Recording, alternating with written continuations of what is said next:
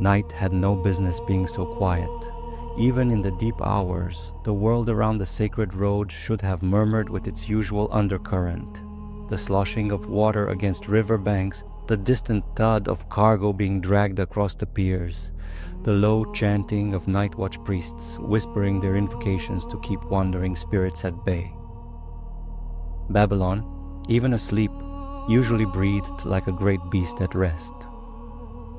But on this night, something had muffled the city. The air felt wrapped in wool. Ammaru noticed it first when he crossed into the outer gardens of the moon shrine. His steps, normally echoing softly against polished stone, seemed to sink into silence. Even the torches flickered without sound.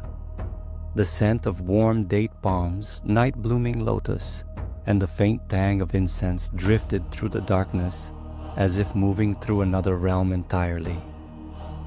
And that was where he saw her for the very first time. A lone figure stood before the half-lit pool, her veil catching moonlight as if it were a living flame. She didn't move, didn't stir, didn't breathe as far as he could tell. And yet, Ammaru felt watched. The feeling pressed on him with the weight of stories whispered through Babylon's oldest clay. Stories of Irkalla, the listening dark beneath the world, where the breath of the living grew thin and the forgotten drifted. Children were taught to fear it. Priests were taught to respect it. Warriors like Ammaru were taught to pretend it did not trouble them. And in those tales lay the oldest warning. The 7 gatekeepers watch all crossings. Even the living could brush against their attention if the boundaries thinned. He almost turned away, but the stillness pressed in, and curiosity tugged him forward, slow and cautious as a man approaching the mouth of an uncharted cavern. He was captain of the temple guard, used to nights patrolling dark corridors and windswept parapets. He had stood before lions, rebels, invading mercenaries. He had faced men inflamed by drink or desperation. Nothing frightened him easily. But this woman, she made the hairs at the back of his neck rise, not because she seemed dangerous, but because she seemed inevitable. "Forgive me," Ammaru said, his voice low but steady as he approached. "The gardens are closed at night. Only priests and..." She lifted a hand, not abruptly, not with impatience or command, just a slow, deliberate turn of the wrist, as if she brushed aside the notion of rules themselves. "You may speak to me," she said. Her voice poured through the air like dark honey, thick, resonant, and layered with something that trembled against his bones. It wasn't loud, it wasn't forceful, but it belonged in this silence. It almost seemed responsible for it. Ammaru swallowed. "Who are you?" he asked. The veiled woman turned her head toward him, and the shifting fabric revealed the faintest outline of a cheek. Elegant, high, carved by shadows alone. "A traveler," she murmured. No traveler carried presents like this. No traveler walked through sealed temple gates. But her calm expression told him she expected no challenge. "What brings you to the shrine?" Seeking, her head tilted, and perhaps finding. Ammaru felt his pulse beat harder than it should. He stepped closer before he realized he was doing it. The pool reflected her elongated silhouette, making it seem like the earth held 2 of her, one above, one below. Moonlight shimmered off the water's surface, painting her form in a pale gold that made her seem carved from the night itself. Ammaru forced himself to focus. "Forgive me," he said again, more quietly, "but the city has been tense lately. We have had mysterious incidents, vanishing livestock, strange winds, priests dreaming of storms. I must ask who walks the sacred gardens after the moon has ascended." Incidents. She echoed the word thoughtfully, as if tasting it. "And you, Ammaru? What do you fear the most about them?" He stiffened. He had not told her his name. "How do you..." "Your reputation carries far," she said gently. "Farther than you imagine."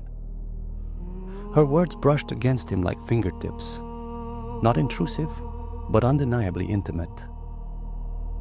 "You worry for Babylon," she continued. "It is written in your shoulders, in your breath, in the way you scan every shadow as though you would throw yourself into danger before letting harm reach your people." He said nothing, because it was true, because it had been true long before he earned his title. He loved Babylon, loved its ziggurats layered like stairways to the sky, its river glinting under the sun like a serpent of silver, its festivals, its merchants' songs, its markets overflowing with spice and argument and laughter. He loved its people with a devotion that felt older than him, older than the city bricks themselves. This woman saw that instantly. The knowledge unsettled him. He cleared his throat. "My duty is clear. I protect the city." "Your heart protects it," she corrected softly. "Your duty only names what your heart already does." Ammaru felt heat rise in his chest. Not embarrassment, not pride, but something else. Something he didn't want examined under moonlight. He took another step back toward the boundary of propriety. "You will," she whispered. The whisper threaded into him, leaving a trail of warmth beneath his ribs. He should have demanded identification. He should have escorted her out. He should have followed every instinct of a dutiful protector. Instead, he found himself standing very still, as though he feared moving would cause her to vanish, or worse, reveal something he was not ready to see. Her presence filled the garden like a tide rising without sound. "You came here for peace," she said suddenly, reading him with unnerving accuracy. "But peace does not come to those who are chosen for more." "Chosen?" The word lodged under his skin. "Chosen for what?" A pause. Moonlight shimmered along her veil, turning its threads into the shifting scales of a serpent. "For me," she said. Ammaru's breath caught, but she did not elaborate. She stepped back, letting her fingers drift close to his but not touching. When she passed him, the air around her seemed to warm, as though she carried a fragment of summer night in her body. Before he could speak, she vanished behind the columned archway, not quickly, not abruptly, but with such silent certainty that Ammaru wondered if she had ever been there at all. He stood frozen long after she disappeared. And it was only when the city noises returned, the faint splash of a boat gliding down a canal, the chirp of night insects, the distant bark of a street dog, that he realized the silence had belonged to her. Whoever she was, whatever she was, he should have reported the encounter. He didn't. She returned the next night, and the next, always in the moon shrine's gardens, always alone, always veiled. Sometimes she asked him questions that felt like the brush of a blade. Why do you remain loyal to a city built on suffering as much as glory? Why do you carry others' burdens as though you fear being without them? Why does your heart beat faster in my presence, Ammaru? Other times, she simply walked with him, her steps gliding beside his, pulling him into a cadence that felt ancient, ritualistic, dangerously familiar. Every night, she revealed just enough to bind him tighter. Her laughter, warm, melodic, like metal struck by moonlight. Her movements, fluid as river currents. Her stories, unclear whether memory or myth. But she never gave her name, never lifted her veil, never explained her purpose. And yet, Ammaru found himself thinking about her during his patrols, during his meals, during the morning rites. He found his gaze straying toward shadows that reminded him of her presence. He lingered in the moon shrine long after his duties ended. He told himself it was concern. He lied. Each night that passed, she grew more comfortable with him, more bold, more alive. One evening, she reached for a pomegranate hanging from the garden's sacred tree. When the fruit split open in her hands, the seeds gleamed like rubies, and she fed one to him without hesitation. The taste was rich, sweet, and heavy with promise or warning. "You think too much of your city," she said, her voice low, vibrating with something like annoyance. "Every night I meet you, and still your thoughts circle this place of bricks and towers as though it were a lover." Ammaru blinked. "You're jealous of Babylon?" Her veil dipped, revealing the outline of a smile, sharp, curved, unbearably alluring. "Should I not be?" she murmured. "It has your devotion, your heartbeat, your loyalty. I stand before you night after night, and you still look toward your walls as if they are where you belong." "They are my home." "You say that?" she whispered, stepping closer. "Yet your eyes seek me every night." Ammaru inhaled sharply. He did not deny it. He could not. Her hand touched his cheek, and the warmth of her skin shocked him. Not gentle warmth, but something fierce, steady, pulsing with authority. "Ammaru," she said quietly, "what would you give up if something greater called to you?" "I don't know, but you feel something." He hesitated, fought with himself, then surrendered. "Yes." She stilled. The night stilled with her. When she spoke again, her voice was different, softer, unguarded, trembling with a vulnerability so unexpected it felt like the world shifted under his feet. "Say it," she whispered. "Say what I am to you." Ammaru's chest tightened. His voice caught. His heart pounded loud enough that he wondered if she could hear it beneath the veil. He swallowed. "I feel drawn to you, as if I knew you in another life, as if you are written into me somehow." Her breath hitched, just faintly, as though she had been waiting across centuries to hear those words. He continued, unable to stop, unable to retreat now. "I don't know why, I don't know who you are, but every night when the moon rises, I find myself hoping you'll be here. When you're close, I feel..." His voice faltered. "I feel like something in me recognizes you," she exhaled shakily. A sound so humanly fragile it pierced him. But then something changed. Her fingers tightened where they rested against his jaw. Recognition became possessiveness. Tenderness became hunger. Vulnerability became something raw, ancient, and dangerous. "You love me," she whispered. He felt his throat close. I don't know if I can say..." "You can." Her tone sharpened. "You already have." Ammaru stepped back, instinct screaming, heart torn. It was too soon, too intense, too overwhelming, and he was afraid, not of her, but of the truth. "I care for you," he managed, "but I cannot abandon Babylon. I vowed myself to its people." Silence, a stillness deeper than before.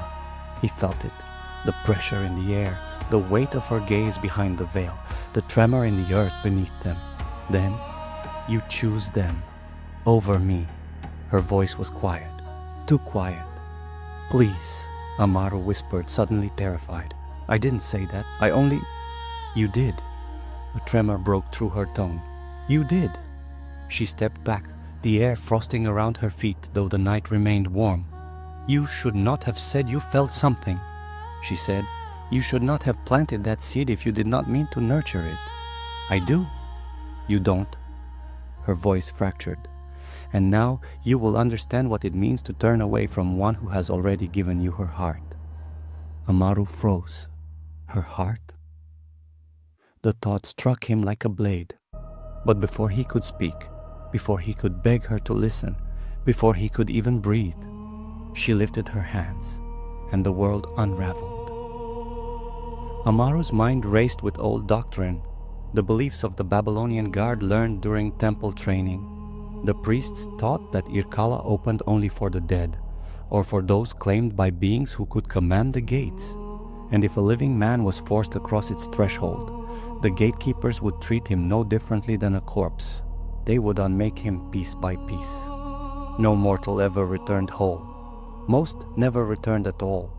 Wind roared through the garden, tearing at the earth, rattling the columns, extinguishing the torches. Darkness flooded the shrine, thick and suffocating, swallowing every trace of moonlight. Ammaru staggered back as the ground cracked beneath him, opening into a yawning maw of shadow. Her veil had fallen entirely, revealing her full face, beautiful in a stark, mournful way. High cheeks, dark eyes shadowed with centuries of solitude, lips shaped by sorrows she had never spoken. She looked ageless and aching, a storm bound inside a still body. She spoke, her voice rising above the chaos. "You gave your heart to Babylon." Ammaru felt unseen hands seize him, cold, ancient, merciless. They dragged him downward into the chasm as he felt her dark eyes burn deep into his soul. He screamed her name, or would have if he had known it. He fell, through darkness, through cold, through silence that swallowed breath, until he struck the ground of another world. A vast plain stretched before him, lit by a distant red glow. Pillars of black stone rose from the earth, twisted and sharp. Rivers of mist coiled around them like serpents searching for prey. And standing before an enormous looming gate was a figure carved from shadow and bone. Every Babylonian knew about the 7 gatekeepers from funerary rites. They were not demons, not gods, but something in between, custodians of unmaking. They kept Irkalla balanced by ensuring every soul arrived reduced, emptied, equal. To stand before even one of them was to face the absolute truth of existence, that all things could be stripped away. The first gatekeeper. "Ammaru of Babylon," it intoned, its voice echoing in his marrow. "You may not enter Irkalla whole." "I don't want to enter," Ammaru choked. "Let me go back. Let me..." The gatekeeper seized his throat. None return as they came.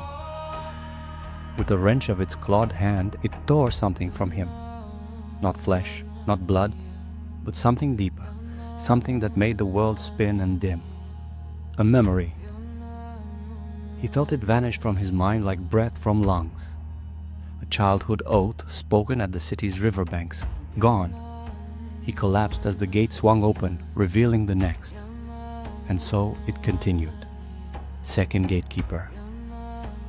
It stripped him of pride, the certainty that he could protect Babylon. Third gatekeeper. It stripped him of fear, taking the part of him that trembled for his people, leaving him disturbingly calm. Fourth gatekeeper. It tore out hope. Fifth gatekeeper. It took joy. Sixth gatekeeper. It ripped away warmth. Seventh gatekeeper. It approached slowly, reverently. "You cross into the depths," it murmured, "and the depths take what remains." He tried to speak. No sound came. The gatekeeper's fingers plunged into him, not physically, not violently, but as though through the boundary of his soul itself. It took his name, and when it did, the last gate opened. Ammaru knew, distantly, that this was the point of no return. Legend said the 7th gatekeeper did not simply take from a person, it finished them. Anything left of one's humanity was swallowed by the 7th gate, so that the soul could not reshape itself, could not climb back toward life, could not remember what it once had been. He was crossing from myth into truth, from belief into experience, and the knowing of it hollowed him further. Ammaru, or whatever was left of him, fell to his knees. His heart felt hollow. His mind felt stripped. His body trembled with a cold that seemed to seep from existence itself. He had nothing left but the memory of the veiled woman and the echo of her devastation. And when she appeared before him, rising from shadows, veil glowing faintly like a dying ember, he felt something break again in the emptiness inside him. "You should have chosen me," she said softly, not cruel, not triumphant, grieving. She knelt, placing her hand against his face, and he felt warmth surge through him, painful, overwhelming, foreign, now that the gatekeepers had stripped him bare. "I loved you," she whispered, "and you were afraid." He managed to look up, vision swimming, throat raw. Still what?" she asked bitterly. "Still devoted to your city? Still loyal to your precious Babylon, even now when it cannot hear your cries?" He shook his head slowly. "No," he whispered hoarsely. "Still feel for you." Something flickered beneath her veil, something bright, something wounded. Her fingers clenched against his cheek. "You should not say that now," she breathed. But she didn't let go. In her touch, Ammaru felt the echo of what he'd lost: warmth, hope, pain, longing. She was the only thing that remained familiar in this cavernous, consuming darkness. And perhaps that was why she recoiled. "You cannot love me," she whispered, voice trembling. "Not now. Not after refusing me first. Not after making me drag you here." "I was afraid," Ammaru whispered. "It doesn't mean I didn't." She surged to her feet, fury and anguish coiling through her silhouette like living flame. "Fear is no excuse. Fear is weakness, and I will not be weak because of you." Her fingers tightened on his skin, and something deeper than sorrow stirred in her touch. "You belong to Babylon," she whispered, breaking. "You prayed for it, bled for it, gave your breath to its altars." Her voice hardened. "Then let Babylon cry into silence as I do." With a single breath, she tore from him the ability to pray, the quiet inner thread mortals use to reach the divine. Then, with a gesture sharp as grief, she sealed every sacred threshold against him. "Let no temple hear you, let no shrine receive you, let no God open its gates to you again." He tried to stand. She pushed him back with a gesture of her hand, not touching him, yet tossing him across the obsidian floor like dust caught in a storm. "You will walk the world empty," she declared. "You will wander without name, without rest, without peace. The gates took what you would not give. I take what remains." A final gesture. Light exploded around him. Pain, not fleshly but existential, tore through what was left of his soul. His heartbeat twisted into something unnatural, burning but cold, neither alive nor dead, but something in between. And then, silence. He lay alone in the darkness of Irkalla, a hollow vessel, a cursed thing, an echo of the man who once loved Babylon and confessed love to a woman whose name he still did not know. He did not know how long he remained there. Time had no meaning. Pain had no voice. His thoughts drifted like smoke. Eventually he rose, not because he wanted to, but because something compelled him. A tether, a curse, a fragment of her will. He walked through shadows, through mist, through the endless plains beyond the gates, searching for something he could not name, maybe for her, maybe for Babylon, maybe for the parts of himself stripped away by the seven keepers. He did not know, but every step rang with emptiness, and every breath tasted like regret. Far above, beyond the veil of the underworld, the moon shone over Babylon. People walked, prayed, laughed, argued, worked. The river glimmered. The lanterns of the sacred road flickered gold. Life continued, unaware that its protector wandered the depths below, unaware that a veiled woman stood on the temple roof, her gaze fixed on the horizon where Ammaru had once walked. Her hands trembled. Her voice, unheard by any mortal, drifted into the night like a lament. "I should have tried harder. Maybe the world could have kept balance even if I did. I'll do my best to right this wrong even if it seems like a failure right now." Her veil fluttered, her eyes hidden, closed. Only time might help now. She turned. The shadows embraced her in her grieving.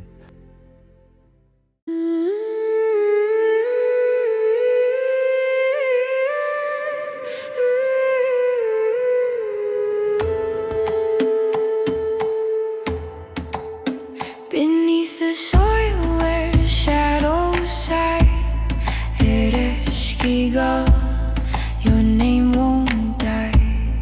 Queen of the dark, ruler of still, your whispers bend even iron will. Crown of ash, throne of bone, you reign where mortals dare not roam. Ereshkigal, keeper of the deep, through your halls the lost souls creep. Ereshkigal, the night's black flame, we bow, we call your sacred name. Your realm is quiet, yet it roars, a sea of silence.